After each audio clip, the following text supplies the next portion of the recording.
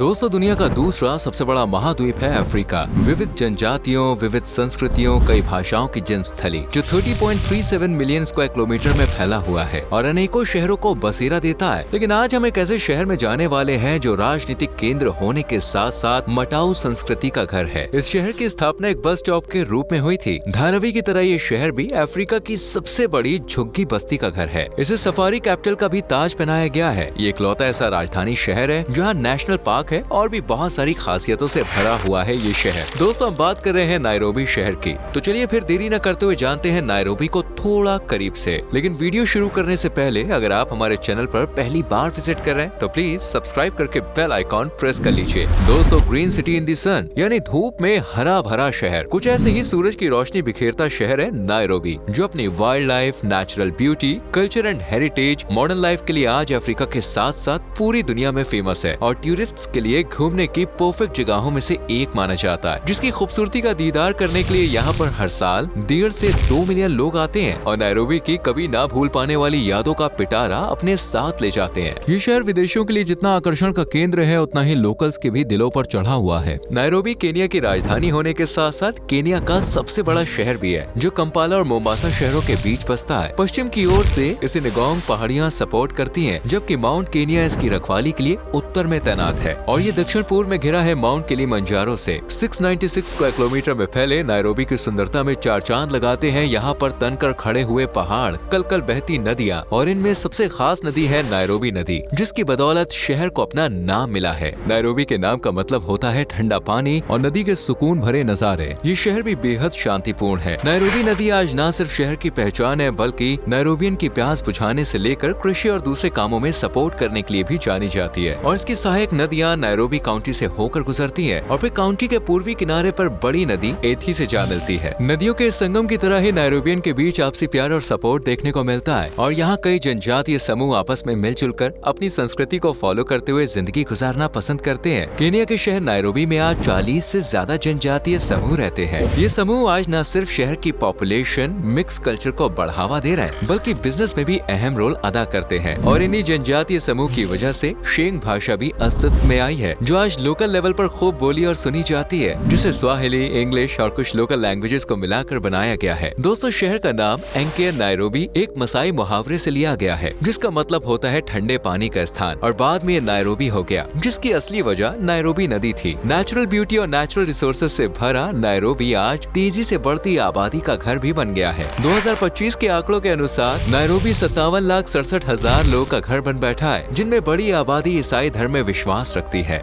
शहर में लगभग 85.5% आबादी का धर्म क्रिश्चियन ही है, जबकि दूसरे पायदान पर खड़ा है इस्लाम धर्म, जिसके चाहने वाले 10.9% हैं और छोटे लेवल पर कुछ और धर्म भी विराजमान हैं। क्रिश्चियन मेजोरिटी के कारण आज शहर में चर्चेस की संख्या अच्छी खासी है, जैसे cathedral basilica of the holy family, all saints cathedral, Nairobi light house church and Nairobi chapel. ऐसे तमाम चर्च लोगों की श्रद्धा का केंद्र है, जहाँ हर रोज लोग भगवान को याद कर प्रेयर करते हैं, जबकि मुस्लिम्स के लिए जामिया मॉस्क मौजूद है, जिसे नायरोबी की सबसे बड़ी मस्जिद माना जाता है। धार्मिक स्थलों की तरह ही शहर में ज्ञान के मंदिरों की भी भरमार है, क्योंकि नायरोबी के लोग, जिन्हें प्यार से नायरोबियन कहा जाता है, वो धर्म के साथ साथ अच्छी से अच्छी शिक्षा पाने में भी यकीन रखते हैं। तभी तो आज शहर का लिटरेसी रेट 87% को भी पार कर गया है। वैसे क्या आप जानते हैं केनिया का सबसे बड़ा और सबसे पुराना विश्वविद्यालय यानी यूनिवर्सिटी कहाँ है? जी हाँ, सही समझे, नायरोबी यूनिवर्सिटी ही देश की सबसे बड़ी और पुरानी यूनिवर्सिटी मानी जाती है, जिसकी स्थापना 1970 में हुई थी। Strathmore University, United States International University, ऐसी तमाम स्कूल्स, यूनिवर्सिटीज और कॉलेजेस हैं जो आज नायरोबियन के साथ साथ देश भर इवन बच्चों का भी भविष्य संवार रहे हैं। इसी तरह पढ़ाई से लेकर संगीत में भी नायरोबी ने खूब नाम कमाया है, इसलिए इसे केनिया का म्यूजिक हब भी कह देते हैं। बेंगा, जो एक केनियाई संगीत शैली है, उसका जन्मदाता भी नायरोबी ही है, जिसे जैज और लियो संगीत के मिक्सचर से तैयार किया गया था। दोस्तों, नायरोबी जितना खास है उतना ही टैलेंटेड और इंटरेस्टिंग है। यहाँ के लोग, जिन्हें पढ़ाई, म्यूजिक और स्पोर्ट्स हर चीज में आगे बढ़ने की लगन है, इसलिए आज ये शहर खेल के मामले में भी अपनी मजबूत पहचान बनाता जा रहा है। नायरोबी अफ्रीका ग्रेट लेक्स इलाके को खेल का अड्डा माना जाता है, क्योंकि यहाँ समय दर समय सफारी रैली और कई स्पोर्ट्स इवेंट्स होते रहते हैं, जो कि शहर वासियों का सबसे पसंदीदा खेल है फुटबॉल, जिसे सॉकर भी कहते हैं। ये सिर्फ एक खेल नहीं बल्कि नायरोबियंस के लिए इमोशंस हैं, उनकी संस्कृति का एक अहम हिस्सा है, जिससे वो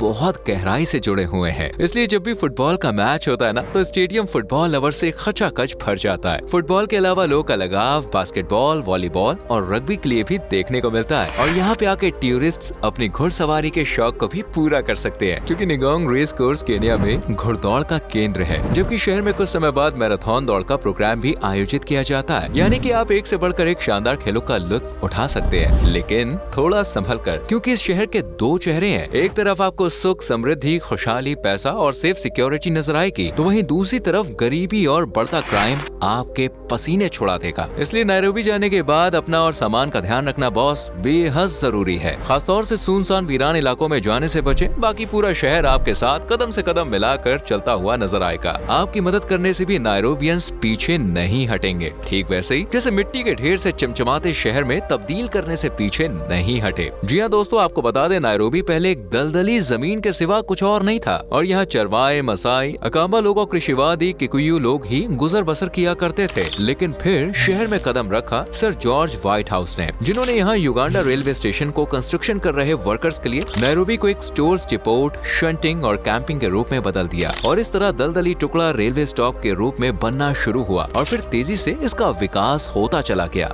1905 तक नायरोबी एक वाणिज्यिक और प्रशासनिक केंद्र में तब्दील हो गया और ब्रिटिश ईस्ट अफ्रीका प्रोटेक्टोरेट की राजधानी भी इसे घोषित किया गया। और इस दौरान अच्छी सड़कें, कई मॉडर्न इलाके, शानदार घर, होटल और ऑफिसेज बनाए गए। और कड़ी मेहनत के चलते आज शहर इतना विकसित हो गया है, जहाँ आपको एक से एक शानदार बिल्डिंग्स और कई स्काईस्क्रेपर्स देखने को मिलेंगे, जैसे 320 मीटर ऊंचा पिनेकल टावर। इसके साथ ही ब्रिटम टावर, टाइम्स टावर, ऐसे अनेकों टावर्स आज नायरोबी की शान बने हुए हैं। जबकि नायरोबी का नाम डुबाने का काम करती है यहाँ की झुग्गी बस्ती, जिसे अफ्रीका की सबसे बड़ी झुग्गी बस्ती का दर्जा दिया गया है, और इसका नाम है किबेरा। पानी की किल्लत, बेरोजगारी, गरीबी, गंदगी आज यहाँ चरम पर है, और सरकार भी इसे झुग्गी बस्ती से एक मॉडर्न कॉलोनी कन्वर्ट करने के लिए कुछ खास प्रयास नहीं कर रही है। यहाँ पे आपको टूटे फूटे घर, ढहती हुई छतें, पानी से लबालब नालियाँ और कच्ची सड़क देखने को मिलेंगी। जबकि दूसरे शहरों में रुक करेंगे तो नजारा बेहद चमकदार, दिल खुश कर देने वाला नजर आएगा। नायरोबी का दिन जितना चहलकदमी से गुलजार होता है, रातें उतनी ही हसीन मानी जाती हैं, क्योंकि लोग यहाँ रात भर क्लब्स, पब्स और बार्स में पार्टी करते हैं। वेस्टलैंड्स, किलिमानी और एनगोंग जैसे इलाके नायरोबी के सबसे बेहतरीन नाइट लाइफ हॉटस्पॉट हैं, जहाँ संगीत की धुन, लड़कियों की म्यूजिक पर थिरकते पैर और टकराते जाम माहौल को एंजॉयमेंट से भर देते हैं। इसलिए नायरोबी को ना सोने वाला शहर भी कह दिया जाता है। क्या आपने कभी मटातू संस्कृति की झलक देखी है? अगर नहीं तो बस नायरोबी वो जगह है जहाँ पे आपको इसे देखने का सुनहरा मौका मिलेगा। एक ऐसी अनोखी परंपरा जो पूरे जोश और जुनून के साथ आज भी जिंदा है। यहाँ पे आपको PSV गाड़ियों पर संगीत कला के चित्र बने हुए दिखाई देंगे, जो अतीत में घटी किसी घटना को जाहिर करते हैं। कुछ मटातू व्हीकल्स में वाईफाई, LED लाइट्स और प्लाज्मा स्क्रीन भी लगी हुई होती है, इसलिए अब मटातू का लुत्फ जरूर उठाइएगा। दोस्तों, नायरोबी एकमात्र राजधानी शहर है जिसमें नेशनल पार्क है, जिसे नायरोबी नेशनल पार्क के नाम से जाना जाता है। ये शहर से बस कुछ ही दूरी पर स्थित है। यहाँ पे आप ताजी हरी हरियाली से लेकर कई अतरंगी जानवरों को भी निहार सकते हैं, जैसे लायन, ज़ेब्रा और जिराफ जैसे जंगली जानवरों का घर है ये नेशनल पार्क। यहाँ 400 से ज्यादा पक्षियों की प्रजातियां भी मौजूद हैं। इसके अलावा आप David Sheldrick wild life trust, जिसे शेल्ड्रिक वन्य जीव ट्रस्ट के नाम से भी जाना जाता है, वहाँ पे जा सकते हैं। नायरोबी को अफ्रीका की सफारी राजधानी का ताज भी पहनाया गया है। यहाँ पे आप केन्या के मसाई मारा जैसे नेशनल पार्क तक जा सकते हैं, जो सफारी के लिए एक रोमांचक स्पॉट है। दोस्तों, नायरोबी सिक्योरिटीज एक्सचेंज को अफ्रीका के सबसे बड़े और सबसे पुराने स्टॉक एक्सचेंजेस में से एक माना जाता है। 1953 में से विदेशी स्टॉक एक्सचेंज के रूप में मान्यता भी दी गई थी, और आज ये हर रोज लगभग 1 करोड़ ट्रेडों को संभाल सकता है। जबकि लोगों का दिल खुश करने का काम करता है यहाँ का लजीज खाना, जिसमें सबकी पसंदीदा डिश है उगली, जो सफेद या पीले मक्के के आटे, नमक और गर्म पानी से बनाई जाती है, और इसे लगभग हर डिश के साथ खाया जाता है, जिसका टेस्ट बॉस 1 नंबर होता है।